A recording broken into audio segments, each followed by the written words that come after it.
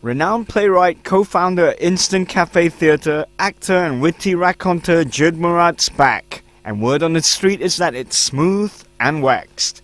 With the interestingly titled One Load of BullJit, Stories True and False, Jit takes the stage and the house hostage to deliver one of his rare solo shows full of anecdotal musings on love, life, toothpaste, and a whole load of bull. So if you're thinking of turning up to enjoy some normal stand-up comedy from Jit, think again. No, just the whole stand-up thing. I feel at my age, I'm aspiring for a little bit more gravitas. When he came to coming up with material for the show, which runs for 7 nights from November the 24th to November the 29th at PJLA Arts Theatre at Jaya One, Jit trawled through his personal life for some interesting stories to share. Obviously they're personal stories, but a lot of the stories are little lessons I've learned. I tend to find humor in most everything that's happened to me. But they're little analogies, little personal parables, if I may get so wanky, which I carried through life in one way or another. It's about, well, the tagline, I think, if I'm not mistaken, is stories true and false, right? Because there are ambiguities and inconsistencies about just about everything. About human nature, about propaganda, about the whole idea of rebranding. It's already an inconsistency. But at a personal level, about what is expected or even demanded of an individual because of his race. Because I'm kind of big on race.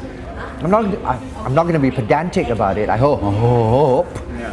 But the whole one thing, so far, we've had students spend a whole afternoon making a big one using 220,000 20-cent coins.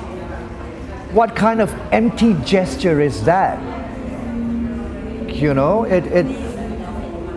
it's so hollow that but surely there's a comedic value in that. Oh, dude. You know, I'm not gonna not touch that. Except you'll have to tell me, because China can do maths, right? 220,000 220 times 20 cents is how much, eh? Oh, not all China. See, that's another cliche. Yeah. And just how daunting is the prospect of having to entertain an audience without the aid of any props or other actors to rely on, even for an experienced old hand like Jit? Dude, seriously? Way daunting. It's a scary, it's a bungee jump as a performer.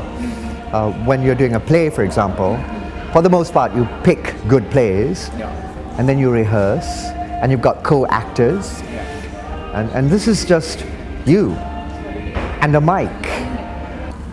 I've been doing stand-up, and by that I mean straight comedy, for a while. Even that was an accident.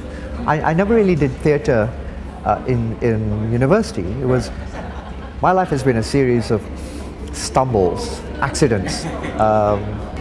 Again, self-indulgent. It's therapy. Can I say that? I just did. I just did. No, but man.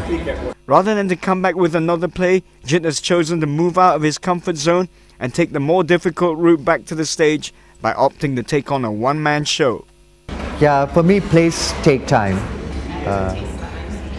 and it's very insular. It's very solitary, and although it has its own kind of therapy, but it involves just hibernating. I just needed to get out there, as they say, instead of withdrawing, which is what writing plays is for me. And his comedy heroes? Zach, I mean, there's some guys out there on YouTube, for example. Thank you, YouTube. that still managed to make me gasp. Steve Martin was the first stand-up comic that made my jaw drop because it was surreal. Billy Crystal and Robin Williams, its personality, right? And then Chris Rock blows, yeah, just blows my mind. And you know what? He just looks like he's having such a great time. You know, he gives the impression that he doesn't want to be anywhere else than where he is at the moment, and that's very generous. I think there's, you know, there are different categories of stand-up. So for 7 nights in November, can we expect plenty in the way of laughs from Jit Murad, or just another load of old bull? One load of BullJit. A few chuckles, a few confessionals, whether you like it or not, and look, a pleasant way to pass the evening. This is Zach Yusof, The Star Malaysia.